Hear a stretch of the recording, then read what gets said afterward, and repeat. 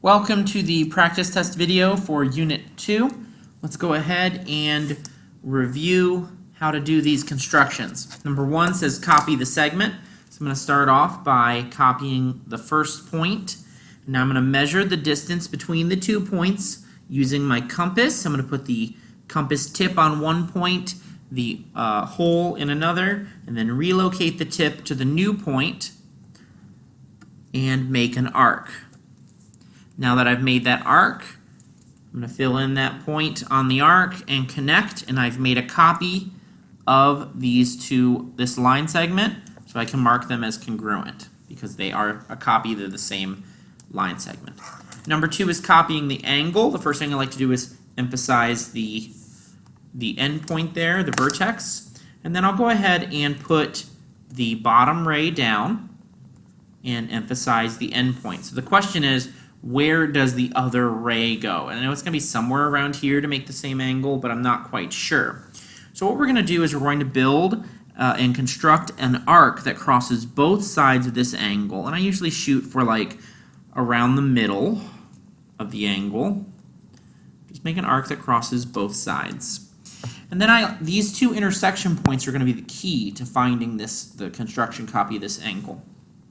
Well, it turns out I can find the first intersection point very quickly by just drawing the exact same arc with the same size on my new angle.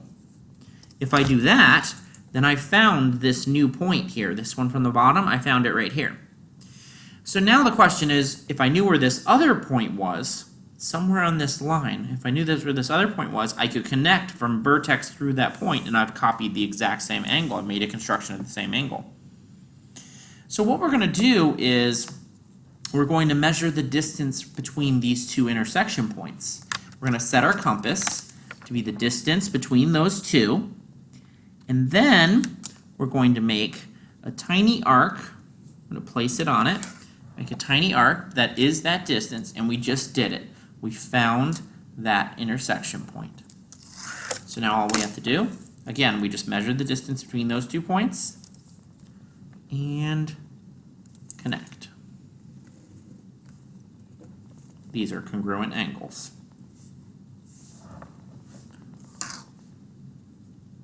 Let's go ahead and bisect this angle in angle 3. So to do that, it actually starts off just as if we were going to copy it. We're going to make an arc that crosses both sides. I'll emphasize the vertex here and then put my compass tip on the vertex, and I will make an arc that crosses both sides. And then from there, we're looking for a point somewhere in the middle, interior of these two rays, somewhere in the middle of the angle. So from these 2 points, which are both equidistant from the vertex, we're going to take our compass, and we can literally measure any distance. We don't have to keep it the same. And we're just looking at the distance we set it to, like if I set it to this random distance here, I'm going to make an arc on the inside. Then I switch to the other side, I leave it on that same setting.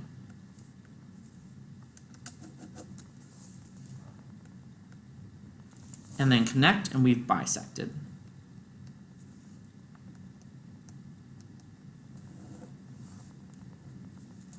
So since we cut it in half, I can mark those 2 angles congruent. All right, construct a perpendicular bisector of the segment. We're going to cut this segment in half. I'm going to put my compass on one of the endpoints, set my compass to be more than half, and then I'll go up and down. Then I'll flip, set it on the other endpoint, same hole, up and down, looking for those intersections. Both of these points are equidistant from the endpoint, so they're both in the middle, and when we connect them, we'll have a perpendicular bisector. So make sure you label it as such, perpendicular bisector. All right, number 4 here, we're looking for a line that's parallel to this line. To get a parallel line, then we want 2 perpendicular lines. So perpendicular lines require points, perpendicular bisectors, so I'll just put in 2 random points, and then I'll bisect between those 2 random points. I'll go up and down, flip, up and down. And now that I have my first perpendicular line, I just have to do the exact same thing again with two new points. So I'll pick this point and this point. If I perpendicular bisect those 2 points, then I'll have a parallel line to our first given line. So I'm going to set my compass to be more than halfway. Up and down, flip to the other end point, up and down. I have these two intersection points, connect, and now since I've made my second perpendicular line, I have now constructed a parallel line to the first. Let's go ahead and flip to number 5. So number 5 is asking us to inscribe a circle over this triangle. So what segments do we need to construct to do an inscribed circle? Well, if you imagine the inscribed circle, it touches the sides. So if our circle is going to touch the sides, we're going to do the opposite and bisect the angle. So we need angle bisectors. And of course, the inscribed circle, it will find the in-center if we bisect the angles. Inscribed circle has the in-center.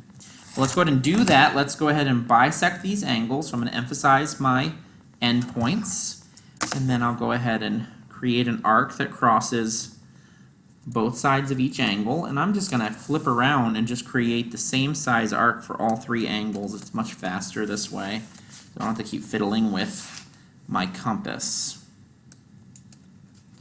Alright, and then from there, I like to emphasize these points. These are my intersection points on the angle bisector that we're making. And then from there, I set my compass on one of these intersection points, and then I like to set the compass beyond the triangle boundaries so that the point we connect to is on the outside of the triangle. This way, we can clearly see what's in the center. It's not required. So now I've got these 2 arcs from these 2 points. They're equidistant from these 2 points, so that's in the middle of these 2 points, which means if I connect from my vertex to that point that's in the middle, this is an angle bisector. It is cutting those that angle in half. Okay, 2 more to go. So I've got my 2 intersection points. I'm just going to set my compass on one of those, and I'll do one arc and then the other. So there's my intersection. Kind of hard to see it because I didn't go far enough with most of the arcs. I could always just go back on and make my arc farther so that I can kind of see the cross of those. So there's the point where it crosses. So now I'm going to connect. And there's my second angle bisector. Now we're going to flip and do this last one. So between these 2 points here, I'm going to go outside the triangle. Here's my first arc, flip, and my second arc. And bisecting that angle. And it's okay if you don't go perfectly on top of each other. These angle bisectors, especially since we're putting our arc so far away, it's easy to get a little bit off. So I'm just going to make and put the point right there in the center of all 3 of them. And that's the in-center. So I'll go ahead and set my compass from that point to the side of the circle. Any side, and then make a circle. It doesn't have to be perfect. Just going around and making that circle for your inscribed circle. That's a circle on the inside using the in-center 3 angle bisectors finds that circle. Okay, next we've got the circumscribed circle. What segments do we need to construct? So the circumscribed circle's on the outside, so it's going to hit each of these vertices. On the outside, it's going to touch the angles. So the circle that's on the outside going to touch the angles, we need to bisect the sides, which is perpendicular bisectors. And of course, that'll find the circumcenter, which we will use to construct the circumscribed circle. So let's go ahead and bisect the sides here. So I'm just going to set it to one endpoint, go past the middle of the line segment, and go up and down, and flip, up and down. And there I've got 2 intersection points connect those, and I've found my first perpendicular bisector. I like to put in a perpendicular symbol so I know which side it goes with. Because I put that perpendicular symbol, it goes with this side. Let's go ahead and get the next two. Get this side here. I'll adjust the size up and down and flip. Up and down. And I've got this point and this point. Connect and make sure it crosses the first one. Put in my right angle symbol. So I think that's the circumcenter there, but let's go ahead and bisect this last side to make sure. Putting my compass down, going beyond the middle, up and down, flip, up and down. So I've got this point here and here, so I'll connect. And there's my circumcenter. Make it really obvious. Flip the page back over. So 3 perpendicular bisectors found the circumcenter. So now I'm going to set my compass on the circumcenter, match it up with one of the angles because I want my circle to go through the angles, and begin my circle, and it should go all the way around and go through all 3 angles. Now, it doesn't have to match up perfectly. It just has to start on one, and then it'll come close to the other 2. All right, let's take a look at number 7. Let's go ahead and construct an inscribed square. So we're going to start with our circle. So the square is going to be inside the circle, so just any size circle. And then from here, got our center there. From here, we're just going to draw a diameter. That's 2 of the 4 vertices we need to make a square. And so these are those 2 vertices that we need. Now we just need to find 2 more up and down that are perpendicular to these, so we just need to perpendicular bisect those 2 endpoints. I'm going to make it bigger than halfway between our diameter. I'm going to go up and down, flip, up and down.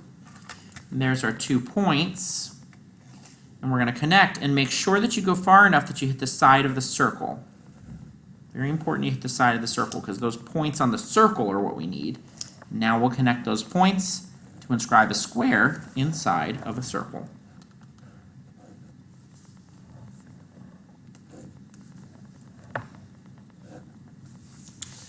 Number 8 says to inscribe a hexagon inside of a circle. So we'll set our circle, our compass to a size that'll fit on the page. We'll do a circle around, and the hexagon's super easy. We're going to just pick a random point on the hexagon, and just using the same size we did for the radius of the circle, we're just going to go around and make 6 little arcs until we get to the point that we started. These are the vertices of a hexagon. Remember, this was because each of these points is equidistant around the circle. And remember, a hexagon is just 6 equilateral triangles, so it just like works out. The hexagon's super easy. Just connect these 6 points. Everybody's going to get this one.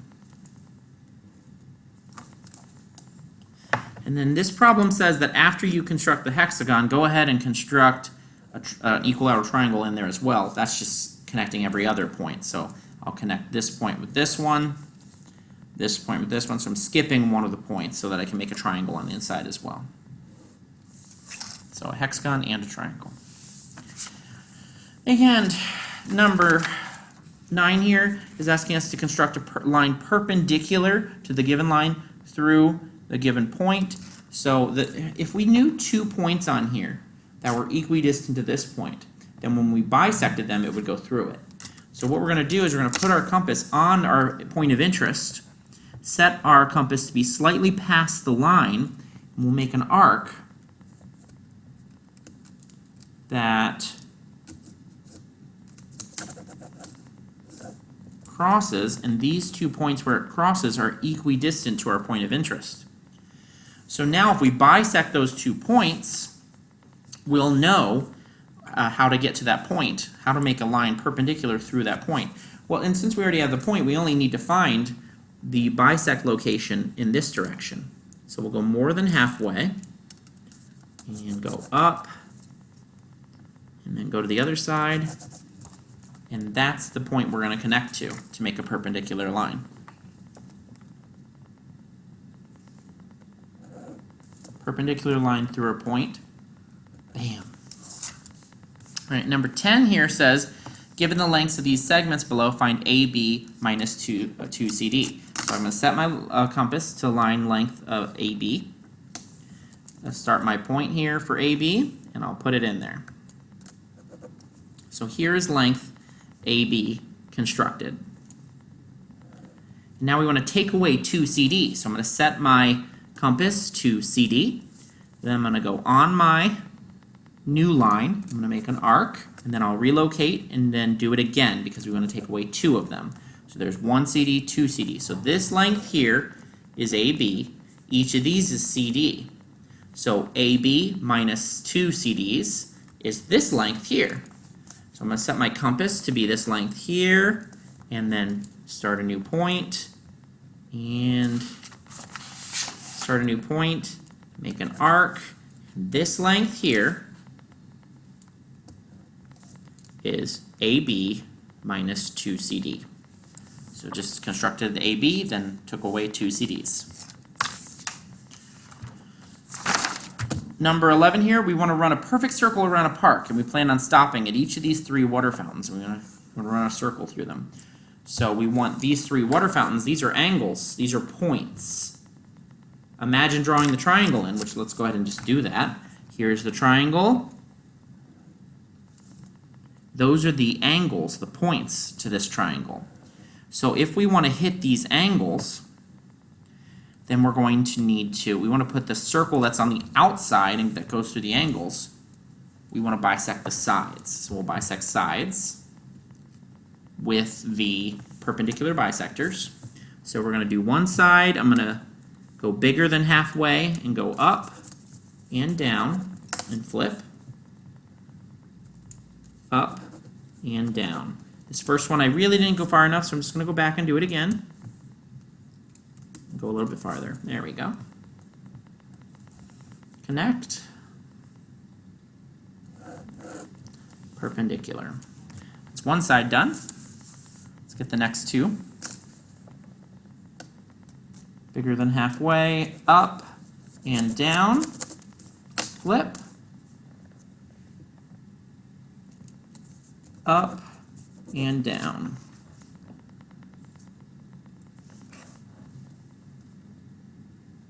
Go ahead and connect, and right angle, and that intersection point should be where the circumcenter is. So let's go ahead and confirm that by getting this last side bisected. So looking at the last side here, setting my compass to be more than halfway, up and down,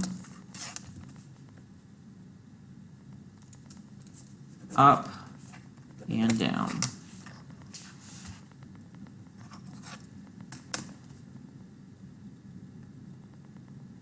Connect, right angle, and here you can see this location is where all 3 lines meet. So it's kind of good to label that as the circumcenter, where you could say if the question was asking you where is a location, you could say this point. But this particular question is asking for the circle, so we're going to set our compass from the circumcenter to the outermost water fountain, one of the water fountains, and make a circle around that should hit all 3 water fountains.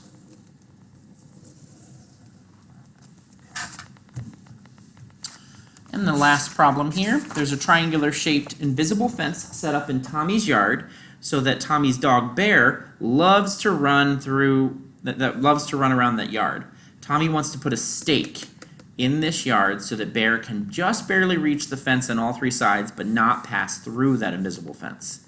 Where should Tommy put the stake? So basically we're looking for the point that's equidistant to the sides, which means we draw on the inscribed circle that touches the sides, we want the in-center. So inscribed circle touches the sides, same distance from all 3 sides. We want to bisect the angles to find this. So let's go ahead and bisect the angles. I like to draw in my angle bisectors all at the same time. 1, 2, and 3. Put in my points of interest. And then set up my bisection location, which is going to be outside of the triangle. 1 and 2. So there's my first. And I connect. And I bisected the first angle. And I'm going to flip, set my compass to be on the first intersection, a little bit outside the triangle, 1 and 2 for the 2 intersection points, connect. Second, and that should be where my in-center is, but we're going to go and confirm with a third. So these 2 points here, outside the triangle, 1 and 2. There's that point there. Connect. And there's the in-center. With the in-center here, if we wanted to, we could draw the inscribed circle, but it doesn't ask us for it. It asks where should we put the stake. So I'll just label that point stake. And there's the answer. All right, good luck on the tests.